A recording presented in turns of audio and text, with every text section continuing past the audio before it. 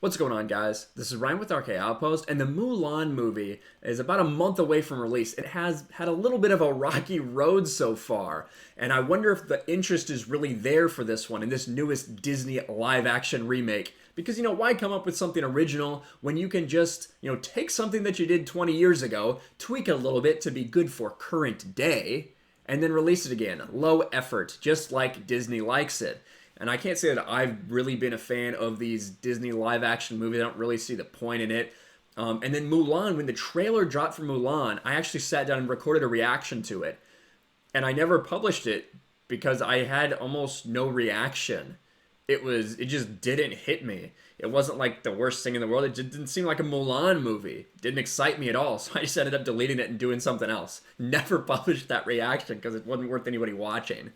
But here, this kind of list from fandom, it's got some of the issues that they have had with production. Not a typical, maybe not a typical Disney production. A lot of different controversies. But you see, there's no music. That's one of the things that turned me off immediately, because I actually kind of do like the original Mulan in a lot of the movies, specifically Make a Man Out of You. And of course, they couldn't sing something like that in this day and age, could they? Two decades past. I mean, it's a completely different society now, isn't it? No Mushu. China was offended, according to the producer, and we all know that everything that Disney does is with China in mind. And that's unfortunate when you come to something lower here. And also, the little cricket is not going to be in the film either. I don't know who is offended by that.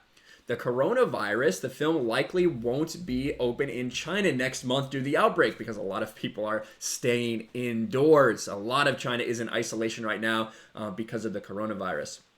Now, Li Shang, we will get to him. He is the reason we're kind of here. We'll go deep into why he is not going to be in the movie. But also, China Disney execs removed beautiful scene where she kisses her new love interest because it doesn't feel right to the Chinese people. The Mulan actress came out and vocally supported the police in China when all of the China Hong Kong protests were going on. So that's a little bit of a controversy to some people. Now, I don't even know why this is in here, but it is a pretty big budget, $200 million, pretty big budget for a movie like this. The villains. Shang Yu was renamed Bori Khan, and Hayabasa the Falcon is now Zhang Lang. And they did replace Li Shang with two characters. And so let's get into this whole Li Shang thing and why people are talking about that a lot today. Now, last night I got sent this article from Collider from Steve Kinel. So thank you, Steve. He was the first one that shared it. And then by the time I woke up in the morning, it was talked about by tons of people. But Mulan, why Captain Li Shang isn't in the live action remake?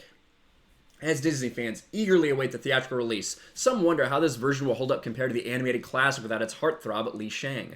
When fans noticed his name was now absent from the casting, an avalanche, no pun intended, of displeasure made its way across social media, calling the decision dishonor on you. General Li Shang was not only a key character, but he stole our hearts with his good looks, sick martial arts skill, a catchy song. Now this part here, who the hell just made this up? A status as a bisexual icon?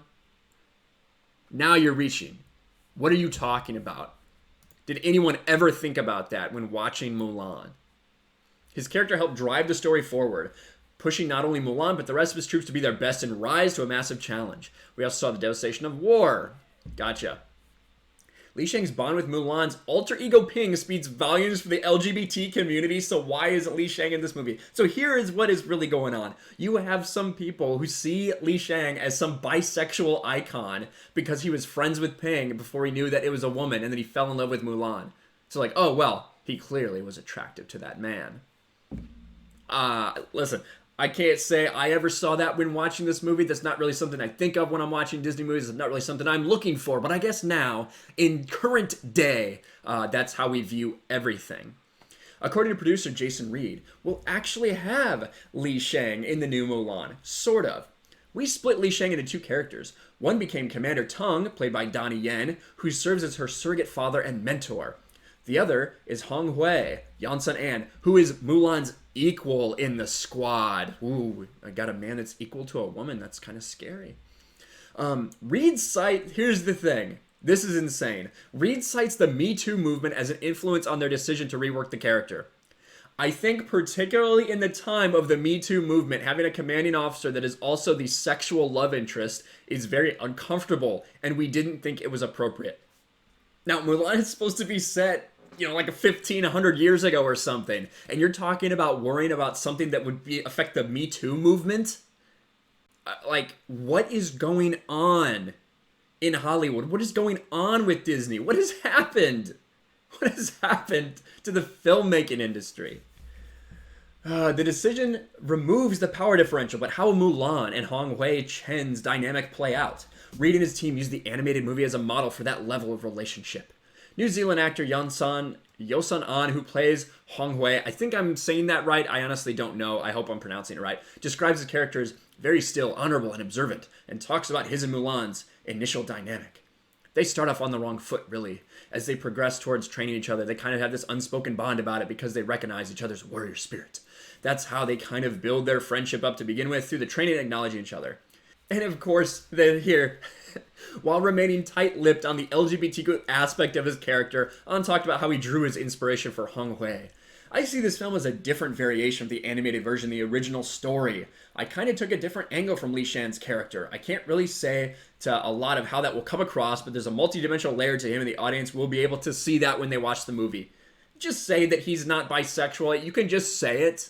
You can just say it. You don't have to dance around it. But I suppose if he had just said it, he would have gotten massacred from somebody. So I guess you do have to just gay bait a little bit at this point, because that's what Hollywood's come to be quite honest with you.